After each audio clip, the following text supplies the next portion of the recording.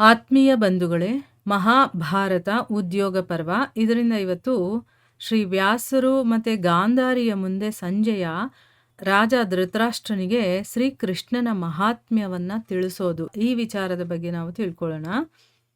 ವೈಶಂಪಾಯನರು ಹೇಳ್ತಾರೆ, ರಾಜನೇ ದುರ್ಯೋಧನನಿಗೆ ಈ ರೀತಿ ಹೇಳಿ ರಾಜ ಧೃತರಾಷ್ಟ್ರ ಸಂಜಯನಿಗೆ ಮತ್ತೆ ಹೇಳ್ತಾನೆ, ಸಂಜಯನೇ, ಈಗ ಇನ್ನೇನಾದರೂ ವಿಷಯ ತಿಳಿಸೋದು ಉಳಿದಿದ್ರೆ ಅದನ್ನು ಕೂಡ ನೀನು ತಿಳಿಸ್ಬಿಡು. ಶ್ರೀಕೃಷ್ಣನ ನಂತರ ಅರ್ಜುನ ನಿನಗೆ ಏನನ್ನು ಹೇಳ್ದ ಅದನ್ನು ಕೇಳೋದಕ್ಕೆ ನನಗೆ ತುಂಬ ಕುತೂಹಲವಾಗಿ ನಾನು ಕಾಯ್ತಾ ಇದ್ದೀನಿ. ಅಂದರೆ ಅರ್ಜುನ ಏನು ಹೇಳಿದ್ದ ಅನ್ನುವಂಥ ವಿಷಯ ತಿಳ್ಕೊಳ್ಳೋದಕ್ಕೆ ನನಗೆ ಬಹಳ ಕಾತುರತೆ ಇದೆ. ಅದಕ್ಕೆ ನೀನು ಆ ವಿಷಯವನ್ನು ತಿಳಿಸು, ಇನ್ನೂ ಏನಾದರೂ ಇದ್ದರೆ ಅದನ್ನು ಕೂಡ ತಿಳಿಸು ಅಂತಂದ್ಬಿಟ್ಟು ಧೃತರಾಷ್ಟ್ರ ಸಂಜಯನಿಗೆ ಕೇಳ್ತಾನೆ.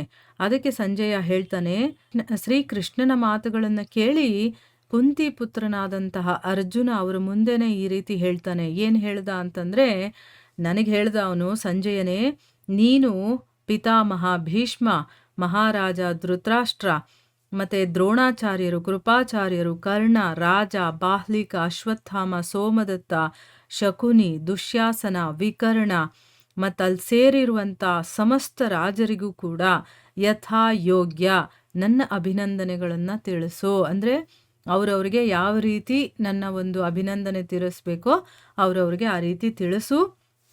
ಅಂದರೆ ಗುರುಗಳಿಗೆ ನಮಸ್ಕಾರ ಮಾಡೋದು, ಮತ್ತು ಅವ್ರು ಹೇಗಿದ್ದಾರೆ, ಏನು ಯೋಗಕ್ಷೇಮವನ್ನು ಕೇಳ್ಕೊಳ್ಳೋದು, ರಾಜ ಧೃತರಾಷ್ಟ್ರನಿಗೆ ಯಾವ ಥರ ಹೇಳಬೇಕು, ಭೀಷ್ಮರಿಗೆ ಯಾವ ಥರ ಹೇಳಬೇಕು, ಆ ರೀತಿ ನೀನು ಅವರಿಗೆ ಎಲ್ಲವನ್ನ ತಿಳಿಸು. ಮತ್ತು ನನ್ನ ಕಡೆಯಿಂದ ಅವರ ಯೋಗಕ್ಷೇಮವನ್ನು ಕೂಡ ಕೇಳು. ಮತ್ತು ಪಾಪಾತ್ಮನಾದಂತಹ ದುರ್ಯೋಧನ ಮತ್ತು ಅವನ ಮಂತ್ರಿ ಮತ್ತು ಅಲ್ಲಿಗೆ ಬಂದಿರುವಂಥ ಎಲ್ಲ ರಾಜರಿಗೂ ಕೂಡ ಶ್ರೀಕೃಷ್ಣನ ಸಮಾಧಾನದಿಂದ ಕೂಡಿರುವಂಥ ಸಂದೇಶವನ್ನು ತಿಳಿಸು. ಇಲ್ಲಿ ನೋಡಿ, ದುಶ್ಯಾಸನನನ್ನು ಪಾಪಿ ಅಂತ ಹೇಳಿದ್ದಾರೆ. ಯಾಕಂದರೆ ದ್ರೌಪದಿಯನ್ನು ಎಳ್ಕೊಂಬಂದಿದ್ದವನೇ ಅಲ್ವಾ. ಆಮೇಲೆ ಇನ್ನೂ ಬೇಕಾದಷ್ಟು ಜನ ರಾಜರು ಬಂದಿದ್ದಾರಲ್ವಾ. ಯಾಕೆ ಅಂತಂದರೆ ಆ ರಾಜರೆಲ್ಲ ಇವನ ಪಾಪಕ್ಕೆ ಸಪೋರ್ಟ್ ಮಾಡೋದಕ್ಕೋಸ್ಕರ ಬಂದಿದ್ದಾರೆ, ಯುದ್ಧ ಮಾಡಬೇಕು ಅಂತಂದ್ಬಿಟ್ಟು. ಅದಕ್ಕಿಲ್ಲಿ ಶ್ರೀಕೃಷ್ಣನ ಸಮಾಧಾನದಿಂದ ಕೂಡಿರುವಂಥ, ಇಲ್ಲಿ ಯುದ್ಧ ಮಾಡಬೇಕು ಅಂತ ನಮ್ಮ ಮನಸ್ಸಲ್ಲಿ ಇಲ್ವೇ ಇಲ್ಲ, ಸಮಾಧಾನ ಪಡಿಸಿ ರಾಜಿ ಆಗೋದಕ್ಕೋಸ್ಕರ ಕಳಿಸ್ತಾ ಇರೋದು. ಅಂಥ ಸಂದೇಶವನ್ನು ತಿಳಿಸಿ ನನ್ನ ಕಡೆಯಿಂದ ಇದನ್ನು ಕೂಡ ಹೇಳು ಅಂತ ಹೇಳ್ತಾ ಇದ್ದಾನೆ. ಅಂದರೆ ಕೃಷ್ಣನ ಸಂದೇಶವನ್ನೂ ಕೊಡು, ಮತ್ತು ನಾನು ಹೇಳಿರೋ ಮಾತನ್ನು ಕೂಡ ಅವನಿಗೆ ಹೇಳು ಅಂತಂದ್ಬಿಟ್ಟು ಹೇಳ್ತಾನೆ. ಶತ್ರು ದಮನನಾದಂತಹ ಮಹಾರಾಜ ಯುಧಿಷ್ಠಿರ ಇದ್ದಾನಲ್ಲ, ಅವನು ತನ್ನ ಭಾಗವನ್ನು ತಗೊಳ್ಳೋದಕ್ಕೆ ಇಷ್ಟಪಡ್ತಾ ಇದ್ದಾನೆ.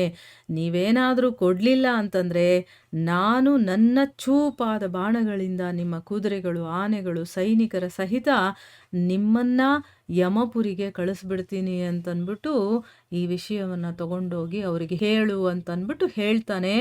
ಈ ವಿಷಯವನ್ನು ಸಂಜಯ ಇಲ್ಲಿ ಹೇಳಿ, ಮಹಾರಾಜರೇ, ಇದಾದ ಮೇಲೆ ನಾನು ಅರ್ಜುನನಿಗೆ ವಿದಾಯ ಹೇಳಿ ಮತ್ತು ಶ್ರೀಕೃಷ್ಣನಿಗೆ ಪ್ರಣಾಮವನ್ನು ಮಾಡಿ ಅವರ ಗೌರವಪೂರ್ಣವಾದಂತಹ ಸಂದೇಶವನ್ನು ನಿಮಗೆ ತಿಳಿಸೋದಕ್ಕೆ ತಕ್ಷಣ ಇಲ್ಲಿಗೆ ಬಂದೆ ಅಂತಂದ್ಬಿಟ್ಟು ಹೇಳ್ತಾನೆ. ಅಂದರೆ ಅಲ್ಲಿ ಏನು ನಡೀತೋ ಆ ವಿಷಯದ ಬಗ್ಗೆ ಇಲ್ಲಿ ಅವನು ಸಂಪೂರ್ಣವಾಗಿ ಹೇಳ್ತಾನೆ. ವೈಶಂಪಾಯನರು ಹೇಳ್ತಾರೆ, ರಾಜನೇ, ಶ್ರೀಕೃಷ್ಣ ಮತ್ತು ಅರ್ಜುನನ ಮಾತುಗಳನ್ನು ದುರ್ಯೋಧನ ಸ್ವಲ್ಪ ಕೂಡ ಗೌರವಿಸ್ಲಿಲ್ಲ. ಅವನು ಏನು ಕೇರೇ ಮಾಡಲಿಲ್ಲ. ಎಲ್ಲರೂ ಕೂಡ ಸುಮ್ಮನೆ ಇದ್ದರು. ಆಮೇಲೆ ಅಲ್ಲಿದ್ದಂತಹ ದೇಶ ವಿದೇಶಗಳ ರಾಜರಿರ್ತಾರಲ್ಲ, ಅವರೆಲ್ಲ ಎದ್ದು ತಮ್ಮ ತಮ್ಮ ಬಿಡಾರಗಳಿಗೆ ಹೊರಟೋದ್ರು. ಆ ಏಕಾಂತ ಸಮಯದಲ್ಲಿ ಧೃತರಾಷ್ಟ್ರ ಏನು ಮಾಡ್ದ, ಸಂಜಯನಿಗೆ ಕೇಳ್ತಾನೆ, ಸಂಜಯ, ನಿನಗೆ ಎರಡೂ ಪಕ್ಷಗಳ ಬಲ ಗೊತ್ತಿದೆ ಅಲ್ವಾ. ಅವ್ರ ಕಡೆ ಎಷ್ಟು ಬಲ ಇದೆ, ನಮ್ಮ ಕಡೆ ಎಷ್ಟು ಬಲ ಇದೆ. ಅಷ್ಟೇ ಅಲ್ಲದೆ ನಿನಗೆ ಧರ್ಮ ಮತ್ತು ಅರ್ಥದ ರಹಸ್ಯ ಕೂಡ ಚೆನ್ನಾಗಿ ಗೊತ್ತಿದೆ. ಮತ್ತು ಯಾವುದೇ ವಿಷಯದ ಪರಿಣಾಮ ಕೂಡ, ಅಂದರೆ ಏನು ಮಾಡಿದ್ರೆ ಏನಾಗುತ್ತೆ ಅದರ ಪರಿಣಾಮ, ಅದು ನಿನ್ನಿಂದ ಮುಚ್ಚಲ್ಪಟ್ಟಿಲ್ಲ. ಅಂದರೆ ನಿನಗೆ ಗೊತ್ತಿಲ್ಲದೆ ಏನಿಲ್ಲ. ಯಾವ ರೀತಿ ನಡ್ಕೊಂಡ್ರೆ ನಮಗೇನಾಗುತ್ತೆ ಎರಡೂ ಪಕ್ಷದ ಕಡೆ ಕೂಡ ನಿನಗೆ ಗೊತ್ತಿದೆ. ಅದಕ್ಕೋಸ್ಕರ ನೀನು ಈ ಎರಡೂ ಪಕ್ಷಗಳಲ್ಲಿ ಯಾರು ಸಬಲರು ಮತ್ತು ಯಾರು ನಿರ್ಬಲರು ಅಂತ ಸರಿಯಾಗಿ ತಿಳಿಸು. ನೋಡಿ, ಇಲ್ಲಿ ನನ್ನ ಪಕ್ಷದವರು ಸಬಲರೋ ಅಲ್ವೋ ಅಂತ ತಿಳ್ಕೊಳ್ಳೋದಕ್ಕೆ ಇಲ್ಲಿ ಸಂಜಯನಿಗಿಂತ ಬೇರೆ ವ್ಯಕ್ತಿ ಇಲ್ಲ ಅಂತಂದ್ಬಿಟ್ಟು ಸಂಜಯ ಯಾಕಂದರೆ ಧೃತರಾಷ್ಟ್ರನಿಗೆ ಒಳ್ಳೆಯದನ್ನು ಬಯಸುವಂಥವನು, ಅವನು ಯಾವತ್ತೂ ಸುಳ್ಳು ಹೇಳೋದಿಲ್ಲ. ಅದಕ್ಕೋಸ್ಕರ ನಮ್ಮ ಇಬ್ಬರಲ್ಲಿ ಯಾರು ಸರಿ, ಯಾರು ಸಬಲರಾಗಿದ್ದಾರೆ, ಯಾರು ದುರ್ಬಲರಾಗಿದ್ದಾರೆ ಅನ್ನೋದನ್ನ ನೀನು ನನಗೆ ತಿಳಿಸು ಅಂತಂದ್ಬಿಟ್ಟು ಕೇಳ್ಕೊಳ್ತಾನೆ. ಅದಕ್ಕೆ ಸಂಜಯ ಹೇಳ್ತಾನೆ, ರಾಜನೇ, ಏಕಾಂತದಲ್ಲಿ ನಾನು ಯಾವುದೇ ಮಾತನ್ನು ಹೇಳೋದಿಲ್ಲ. ಯಾಕೆ ಅಂತಂದರೆ ಇದರಿಂದ ನಿಮ್ಮ ಹೃದಯದಲ್ಲಿ ಅಸೂಯೆ ಅನ್ನೋದು ಬರಬಹುದು. ಅದಕ್ಕೋಸ್ಕರ ನೀವು ಮಹಾ ತಪಸ್ವಿಗಳಾದಂತಹ ಭಗವಂತ ವ್ಯಾಸ ಮತ್ತು ಮಹಾರಾಣಿ ಗಾಂಧಾರಿಯನ್ನು ಕರೆಸಿ ಅವರಿಬ್ಬರ ಮುಂದೆನೇ ನಾನು ನಿಮಗೆ ಶ್ರೀಕೃಷ್ಣ ಮತ್ತು ಅರ್ಜುನನ ಸಂಪೂರ್ಣ ವಿಚಾರವನ್ನು ಹೇಳ್ತೀನಿ. ಅಂದರೆ ಇಲ್ಲಿ ಏಕಾಂತದಲ್ಲಿರಬೇಕಾದ್ರೆ ಅವನು ಪ್ರಶ್ನೆ ಕೇಳ್ತಾನಲ್ಲೋ, ಅದಕ್ಕೆ ನಾನು ನಿಮ್ಮ ಮುಂದೆ ಹೇಳೋಕ್ಕಾಗಲ್ಲ. ಯಾಕಂದರೆ ನಿಮ್ಮ ಒಂದು ರಿಯಾಕ್ಷನ್ ಹೇಗಿರುತ್ತೋ ಅದನ್ನು ಕೇಳಿದ್ಮೇಲೆ ಅದು ಸರಿ ಹೋಗೋದಿಲ್ಲ.